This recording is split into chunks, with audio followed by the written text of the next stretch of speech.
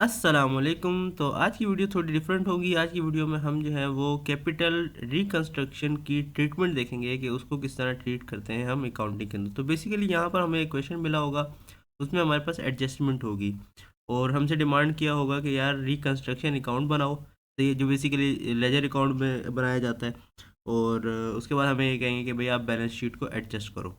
हमें कुछ adjusted entries दी होंगी और उसके बेस पर हम जो है वो जनरल एंट्रीज करके रिकंस्ट्रक्शन अकाउंट को निकालेंगे। फिर उसके बेस पर हम रिकंस्ट्रक्शन अकाउंट का लेजर बनाएंगे। फिर उस लेजर को हम इस्तेमाल करेंगे एडजस्टेड बैलेंस शीट में अकॉर्डिंग टू एडजस्टेड जो हमें एडजस्टिंग जो एंट्रीज दी हुई हैं उसमें जब हम एडजस्ट करने कर लेंगे उसके बाद हम एडजस्टेड बैलेंस शीट बनाएंगे जिसमें हमें कंस्ट्रक्शन रिकंस्ट्रक्शन जो कैपिटल अकाउंट होगा उसको भी हमें इंक्लूड करना होगा। तो देख लेते हैं हमारे पास क्वेश्चन क्या है। तो यहाँ पर हमारे पास एक बैलेंस शीट अवेलेबल है जिसमें हम देख सकते हैं कि 2 लाख के जो है वो शेयर्स हैं। पर शेयर्स की अमाउंट जो है वो 10 रुपीज़ है। तो और फुली पेड अप है यानी कि सारे पेड हो चुके हैं। तो इसका मतलब है कि हमारे पास 2 लाख रुपए 2 लाख डॉलर की या रुपए की हमारे पास क्वांटिटी के शेयर्स हैं, यानी 2 लाख शेयर्स हैं और 20 लाख उसकी वैल्यू है। इसके बाद कहता है कि जी 6,000 जो हमारे पास है ना वो 8% जो है वो शेयर्स हैं। प्रेफरेंस शेयर है। प्रेफरेंस शेयर कौन से शेयर होते हैं जी? प्रेफरेंस शेयर वो शेयर्स होते हैं जिनको वोटिंग राइट नहीं होता, लेकिन उनका जो डिविडेंड देना होता है वो डिविडेंड ज़रूर देना होता है उनको। तो प्रेफरेंस शेयर के हमारे एक शेयर की वैल्यू जी 100 है। तो हमारे पास 6,000 शेयर्स हैं प्रेफरेंस। तो हमारे पास कितने हो गए ये 6 लाख। इसके बाद हमें 9% डिबेंचर्स हैं। हमारा बैंक ओवरड्राफ्ट 1,50,000 है। सनराइज क्रेडिटर्स हमारे पास 5,92,000 है। और एसेट साइड पे हमारे पास प्लांट एंड मशीनरी है लोन 9 लाख की। फर्नीचर है हमारे पास, फिक्चर्स और पेटेंट्स एंड कॉपीराइट्स। अच्छा, फर्नीचर एंड फिक्चर्स हमारे पास हैं 2,50,000 के और पेटेंट्स एंड कॉपीराइट्स हैं हमारे पास 70,000 के। इन्वेस्टमेंट एट कॉस्ट हमारे पास है 78,000 और market value of that investment है हमारे पास 55 यूरोज़। यूरोज़ दिया हुआ है लेकिन मोस्टली हम रुपीज़ को ही लेकर चलेंगे। और स्टॉक हमारे पास है जी 14 लाख का। और सनराइज डेटर्स हमारे पास हैं जी 14,39,000 के। कैश एंड बैंक और बैलेंस हमारे पास है जी 10,000। और प्रॉफिट एंड लॉस हमारे पास यहाँ पर एसेट साइड में शो हो रहा है, इसका मतलब है कि ये हमारा लॉस है। तो प्रॉफिट एंड लॉस हमारे पास है जी 405,000 यानी 4,05,000। अब हम देख लेते हैं हमें एडजस्टिंग क्या दी है। तो हमारे पास एडजस्टिंग अवेलेबल है कि following scheme of reconstruction was finalised. यानी हमें एडजस्टिंग एंट्रीज में हमारे सबसे पहले हमें दी है जी preference share holder would give up 30% of their capital in exchange for an allotment of 11% debentures of them. ये बेसिकली हो क्या रहा है यहाँ पर जी? हमारी जो है ना वो एक कंपनी है, वो एक कंपनी जो है बहुत ज़्यादा लॉस में चल रही है, बहुत ज़्यादा नुकसान में चल रही है। अब उस कंपनी को अपनी जगह पे खड़ा करना है। तो इसमें जो है कुछ हमारे जो शेयर होल्डर हैं वो थोड़ा हमारे साथ कोऑपरेट करेंगे सही, क्योंकि अगर अगर कंपनी डूब गई, अगर कंपनी जो है वो बैंक करप्ट हो जाती है, इसका मतलब है शेयर होल्डर्स को 1 रुपया भी नहीं मिलेगा। तो वो क्या करते हैं, वो थोड़ा सा जो है ना वो कॉम्प्रोमाइज़ करते हैं थोड़ा सा हमारे साथ जो है वो, थोड़ा सा कंपनी जो डूबती कंपनी होती है, डूबती कश्ती को सहारा देते हैं थोड़ा। वो इस तरह देते हैं कि वो उनके साथ कंपनसेट करते हैं। उनको कहते हैं यार हम इतने शेयर छोड़ देंगे, हम उतने शेयर छोड़ देंगे, सही है। तो इसके इन रिटर्न में क्या मिलता है? इन रिटर्न में ये है कि अगर कंपनी डूब जाती है तो उनको जीरो अमाउंट मिलेगी, लेकिन अगर कंपनी कुछ ना कुछ बच जाती है तो उन्हें कुछ ना कुछ अमाउंट वापस मिल सकती है। तो यहाँ पर हमें पहले एडजस्टमेंट क्या है जी? प्रेफरेंस शेयर जो है वो 30% से उन्होंने कहा है कि भाई हम गिव अप कर देंगे। मतलब जो 6,000 शेयर है ना प्रेफरेंस शेयर, उसने कहा है हमें 30% शेयर से हम गिव अप कर देंगे और इन एक्सचेंज जो हमारे पास जो बाकी रह जाएगा उनके जो है ना हम 11% डिबेंचर्स हम हमें दे दें, उनको दे देंगे। तो यहाँ पर हमारी जो है ना सिंपल पहली एंट्री हमारी जो है ना वो इसकी हम 30% ऑफ जो हमारा शेयर प्रेफरेंस शेयर है इनको हम गिव अप करेंगे। पहली एंट्री यहाँ पर हम देख लेते हैं कि ओके। तो इस एंट्री में हमने क्या किया जी? फर्स्ट एंट्री में हमारे पास जिस तरह की हमारे पास अवेलेबल थी एडजस्टमेंट एंट्री कि preference share holder would give up 30% of their capital in exchange for an allotment of 11% debentures. तो यहाँ पर ये हमें कह रहे हैं जी हम अपने 30% शेयर से पीछे हट जाएंगे, सही है। अगर आप हमें जो है ना हमारे बाकी जो पैसे बचेंगे यानी 70% जो बाकी प्रेफरेंस शेयर बचेंगे उनके हमें डिबेंचर इशू कर दें। तो यहाँ पर हमारी सिंपल एंट्री ये होगी, सबसे पहले आ जाएगा प्रेफरेंस शेयर की अमाउंट यानी 6 लाख आ जाएगी, तो वो हमारी डेबिट हो जाएगी। और क्रेडिट साइड पे हमारा आ जाएगा जी share holder account. Share holder account जो है ना वो हमारा 420 से क्रेडिट हो जाएगा। क्यों? क्योंकि जो 70% शेयर्स थे ना तो वो हमारे वो हमारे प्रेफरेंस शेयर होल्डर में कन्वर्ट हो गए, मतलब उधर चले गए। और फिर उसके बाद नेक्स्ट एंट्री में इसको जो है ना हम डिबेंचर्स अलाउ कर देंगे, इनको 11% के अलॉट कर देंगे। और जो कैपिटल रिकंस्ट्रक्शन अमाउंट है हमारे वो 180 लाख हो जाएगी, 180 लाख हो जाएगी, यानी 1,80,000 हो जाएगी। क्यों हो जाएगी जी 1,80,000? इसलिए क्योंकि वो जो 30% जो गिव अप किया था उन्होंने, हमारे प्रेफरेंस शेयर होल्डर ने, उसकी अमाउंट 1,80,000 बन रही थी।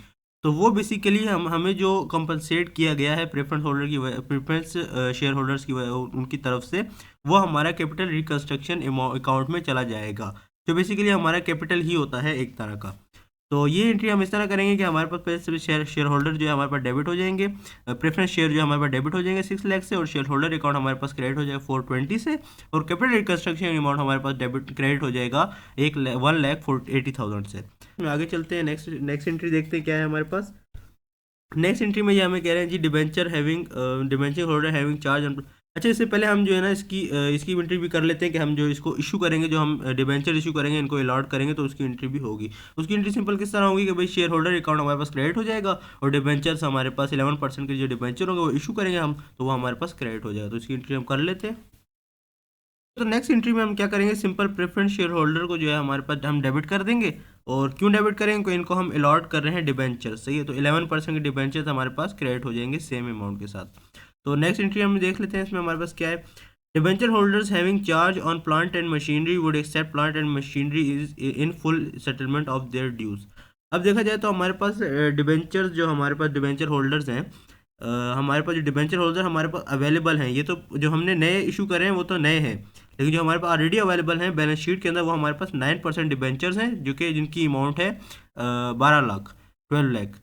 तो ये 1.2 मिलियन के जो हमारे पास डिबेंचर्स हैं, इनको हम कहाँ एडजस्ट कर रहे हैं, प्लांट एंड मशीनरी में एडजस्ट कर रहे हैं। प्लांट एंड मशीनरी में किस तरह एडजस्ट करें कि हम इनको कह रहे हैं कि भाई आप अपने डिबेंचर्स को छोड़ो, से ये जितनी पेमेंट हमने करनी है या जितने भी आपके डिबेंचर्स हैं उन सबको छोड़ दो, उसके बदले में हमसे क्या ले लो, हमसे प्लांट एंड मशीनरी ले लो, सही है। तो उनसे हम जो है ना प्लांट एंड मशीनरी उस 9% डिबेंचर्स के बदले में हम उनको प्लांट और मशीनरी पे कर रहे हैं। तो इसकी एंट्री हम कर लेते हैं यहाँ पर। इस तरह होगी कि जो हमारे डिबेंचर होल्डर होंगे 9% वो हमारे डेबिट हो जाएंगे, और जो प्लांट एंड मशीनरी होगी वो हमारी क्रेडिट होगी। ऑब्वियसली बात है कि एसेट में डिक्रीज आया तो हमारी क्रेडिट होगी, और यहाँ पर हमारा कैपिटल अकाउंट जो है वो हमारा इंक्रीज होगा। तो कैपिटल अकाउंट जब भी इंक्रीज होता है तो वो डेबिट होता है, तो वो हमारा 3 लाख जो है हमारा कैपिटल रिकंस्ट्रक्शन अकाउंट में चले जाएंगे, और प्लांट एंड मशीनरी जो है हमारा 9 लाख से डेबिट हो जाए क्रेडिट हो जाएगा। तो यहाँ पर जो है 12 लाख के जो हमारे डिबेंचर है उनको हमने जो है वो 9 लाख की मशीनरी दे दी, और जो 3 लाख का हमें प्रॉफिट हुआ है वो बेसिकली हमने कैपिटल रिकंस्ट्रक्शन अकाउंट में ट्रांसफ़र कर दिया। इसके बाद देख लेते हैं नेक्स्ट एंट्री हमारे पास क्या है। नेक्स्ट एंट्री हमारे पास है जी, stock equal to ₹5 lakh in book value will be taken over by sundry creditor in full settlement of their dues. अब यहाँ हम देख लेते हैं हमारे पास सेंड्राई क्रेडिटर से कितनी ड्यूज़ हैं हमारे पास जी, उनकी हमारे पास हैं जी 5,92,000। ओके, तो इस एंट्री में हमने क्या किया, हमने हमारे पास जो हमारे जो क्रेडिटर थे, जो हमारे बेसिकली अकाउंट पेबल्स थे जिनके हमने पैसे देने थे, उनके साथ हमने ये बात करी कि यार आप हमारे जो है ना 5 लाख के जो है ना स्टॉक ले लें, और आपकी जितनी जो हमने पैसे देने हैं, जितने पेमेंट देनी है वो सब आप वो सब छोड़ दें, उसके आप एक्सचेंज में हमसे ये 5 लाख के स्टॉक ले लें। तो वो जो बेसिकली उनकी जो पेमेंट थी वो 5,92,000 की थी, तो हमने उनको 5 लाख के स्टॉक पकड़ा दिए, सही है। तो हमारे पास कितना बचा, हमारे पास 92,000 बच गए, सही है। तो वो जो 92,000 हमारे पास बचा है वो बेसिकली हमारा क्या था, हमारा प्रॉफिट था, वो कहाँ जाएगा, हमारे कैपिटल रिकंस्ट्रक्शन अकाउंट में जाएगा।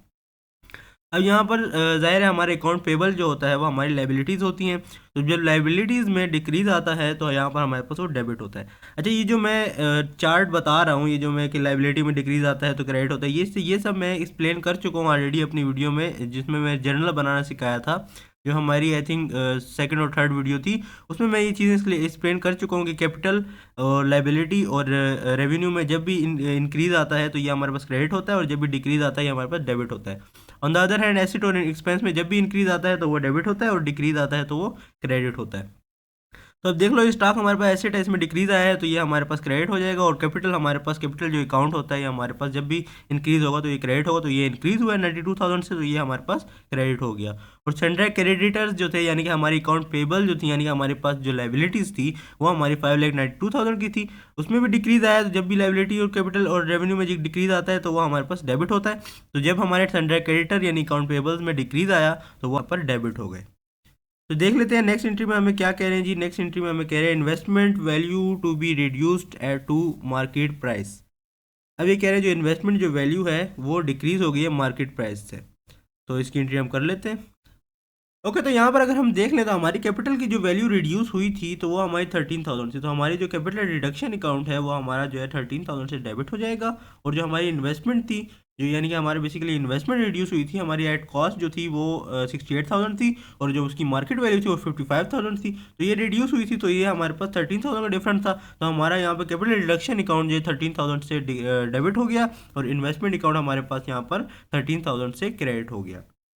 तो नेक्स्ट एंट्री इसमें देख लेते हैं हमारे पास क्या अवेलेबल है। The company issue 11% debentures for ₹3 lakh and increase its working capital requirement after the settlement of the bank overdraft. तो बैंक ओवरड्राफ्ट की सेटलमेंट के बाद उन्होंने क्या करा है जी, कंपनी ने 11% के डिबेंचर्स इशू कर दिए। डिबेंचर इशू कर दिया, इसका मतलब है कि हमारे पास क्या आ गया, हमारे पास पैसा आ गया, हमारे पास मनी आ गई, यानी कि हमारे पास ऑनर इक्विटी यानी कि हमारे पास कैपिटल आ गया।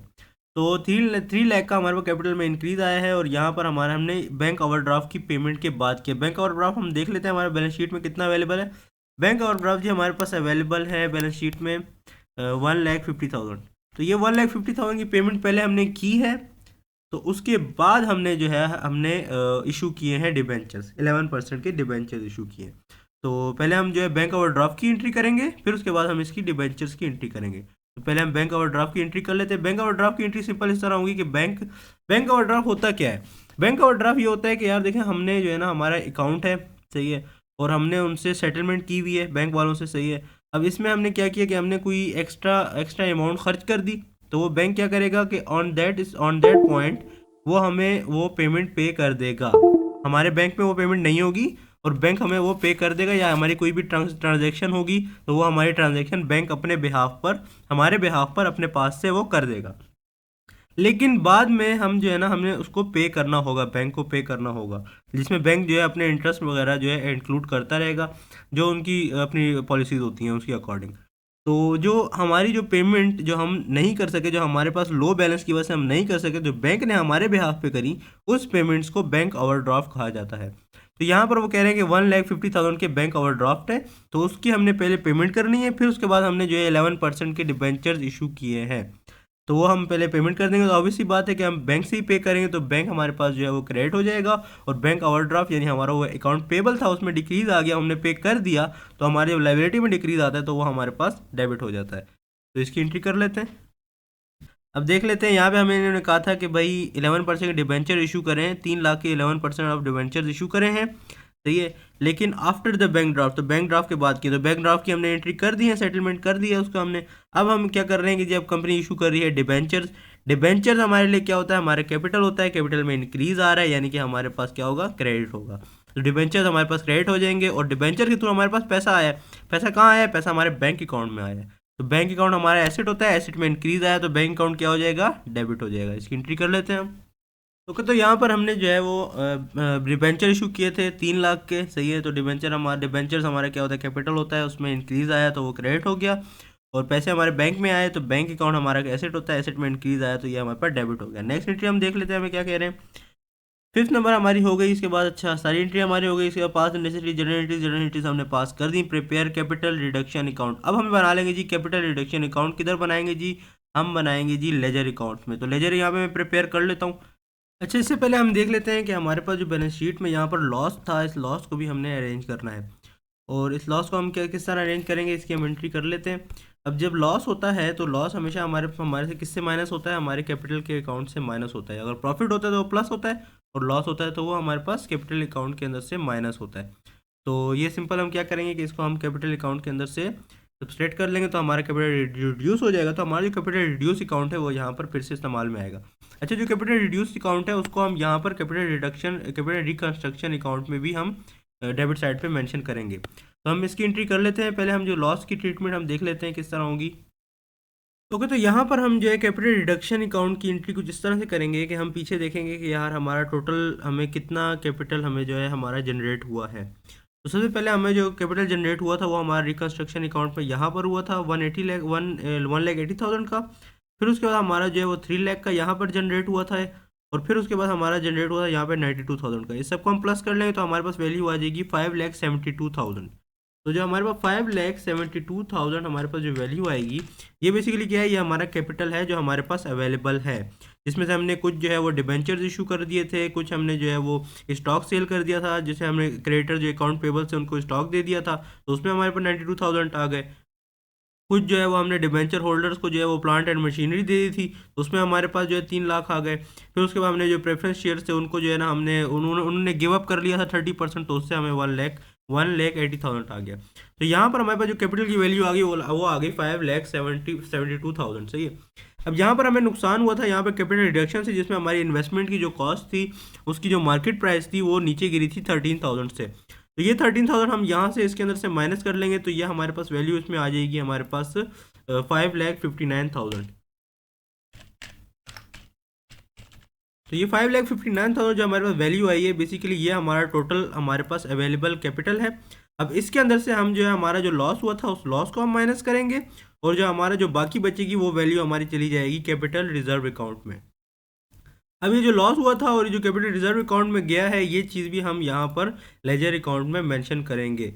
ओके, तो लेजर अकाउंट हमने यहाँ पर प्रिपेयर कर दिया है। लेजर अकाउंट से पहले हमारी कंपनी का नाम आ जाएगा, सेकंड नाम पे हमारे पास कैपिटल रिडक्शन अकाउंट, यानी कि जिस अकाउंट का लेजर बना रहे हैं वो आ जाएगा, और थर्ड पे हमारे पास जो ईयर की जो जिस ईयर में हमारे बना रहे हैं वो आ जाएगा। पहला कॉलम हमारे पास डेट का आ जाएगा, दूसरा हमारे पास डिटेल का, तीसरा अमाउंट का, ये हमारी डेबिट साइड है। फिर इसके बाद जो है हमारा इसके बाद दोबारा हमारा डेट आ जाएगा, फिर डिटेल और फिर अमाउंट, ये हमारी क्रेडिट साइड है। तो यहाँ पर हम जो है डेट हमारे पास अवेलेबल नहीं है, तो यहाँ पर सिंपल इज दैट हम डेट की जगह डॉट डॉट डाल देंगे और हम अपनी एंट्री की तरफ चलेंगे।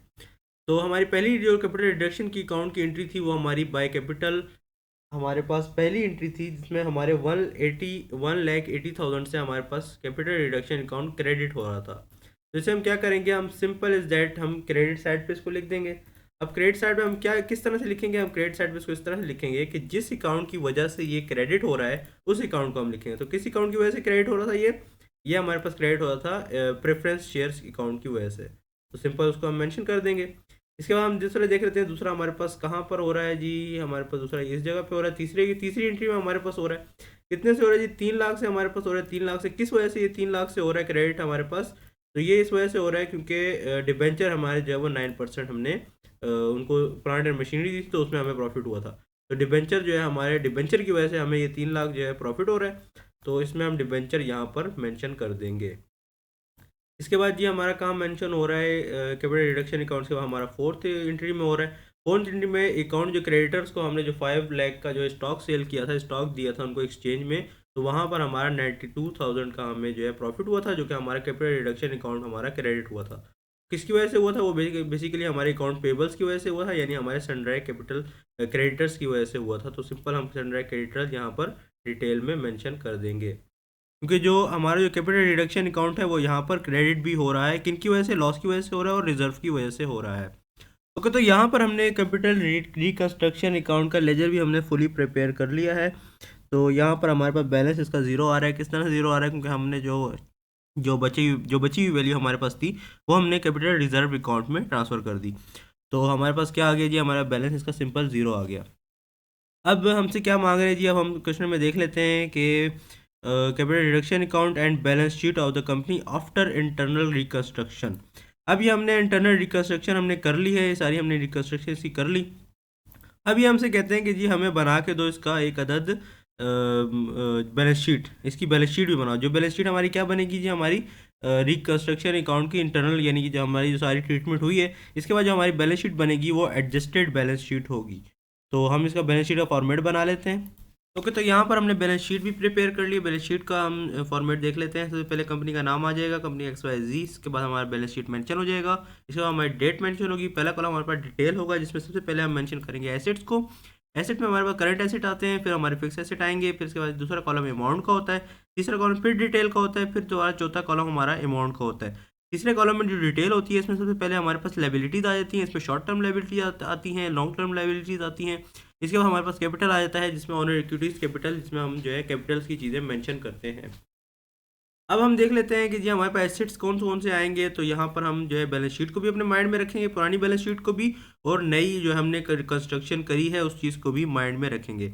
अब यहाँ पर अगर हमारे पास देखा जाए तो हमारे पास एसेट्स तो हमारे पास है ही नहीं, क्योंकि हमारी जो प्लांट एंड मशीनरी थी वो तो हमने हमारा जो प्लांट एंड मशीनरी वाला जो एसेट था वो तो हमने पे कर दिया था। हमने मतलब जो डिबेंचर्स थे उनको हमने पे कर दिया था। जो 12 लाख के जो हमारे पास डिबेंचर्स थे उनको हमने कहा था आप हमसे प्लांट एंड मशीनरी लें, तो ये तो हमारे पास ख़त्म हो गया, ज़ीरो हो जाता है। इसके बाद हमारे पास फर्नीचर एंड फिक्चर्स हैं, तो फर्नीचर एंड फिक्चर हमारा फिक्स एसेट है। तो ये आएगा। इसके बाद हमारा कॉपीराइट्स एंड पेटेंट्स है, ये हमारे पास 70,000 है, ये हमारे पास आएगा। इन्वेस्टमेंट हमारे पास जो है वो हमारी ऑन कॉस्ट जो थी, ऑन मार्केट वैल्यू थी उसकी 55,000 थी, और एट कॉस्ट जो थी वो 68,000 थी। इसके बाद हमारा स्टॉक आएगा। स्टॉक हमने 5 लाख का सेल कर दिया था, जिस तरह हमने पीछे हमने अकाउंट जनरल अकाउंट में हमने एंट्री करी है। तो हमने 5 लाख का जो था वो एक सेल कर दिया, तो 5 लाख का इसमें माइनस हो जाएगा। इसके बाद हमारे पास जो है वो कैश एंड बैंक है। बैंक हमारा जो है वो एसेट होता है, ये भी हमारे पास शॉर्ट टर्म एसेट है, इसको हम लिखेंगे, मेंशन करेंगे करंट एसेट को। इसके बाद हमारे डेटर्स हैं, डेटर्स को भी हम मेंशन करेंगे। तो इसको हम देख लेते हैं, मेंशन कर लेते हैं, लिख लेते हैं इसको हम। सबसे पहले हमारे पास एसेट है। एसेट में हमारा जो मेन कॉमन एसेट होता है, मोस्ट कॉमन एसेट हमारा कैश एंड बैंक होता है, तो उसको हम मेंशन कर लेते हैं। ओके, तो यहाँ पर हमने बैलेंस शीट में एंट्री कर दी है। तो एसेट साइड पे हमारे पास सबसे पहले हमारा कैश एंड बैंक आएगा। कैश एंड बैंक हमारा जो है वो यहाँ पर अवेलेबल था 10,000 कैश एंड बैलेंस। लेकिन हमने जब यहाँ पर डिबेंचर इशू किए थे तो हमारे पास कैश हमारे बैंक में आया था, तो हमारा बैंक अकाउंट इससे इंक्रीज़ हो गया था। तो जब हमारे पास बैंक में 3 लाख रुपए आ गया, तो इससे हमने पहले जो हमने पे कर दिया था बैंक ओवरड्राफ्ट से ये 1,50,000 का, तो 3 लाख से हमने 1,50,000 माइनस कर दिया, तो हमारे पास आ गया 1,50,000 से। तो हमारा बैंक बैलेंस था 10,000, तो हमारे पास जो है ये हो गया टोटल 1,60,000। इसके बाद हमारा फिक्स एसेट जो है fixture and furniture and fixtures है, उसकी वैल्यू हमारे पास बैलेंस शीट में थी 2,50,000, उसको एज इट इज़ हमने डाल दिया। इसके बाद पेटेंट और कॉपीराइट है, उसकी वैल्यू हमारे पास थी 70,000, तो उसको भी हमने एज इट इज़ डाल दिया। इसके बाद इन्वेस्टमेंट थी, इन्वेस्टमेंट हमने रिड्यूस कर ली थी, तो उसको जो रिड्यूस अमाउंट थी यानी 13,000 वो ऑलरेडी हम जो है कैपिटल रिजर्व में से माइनस कर चुके हैं।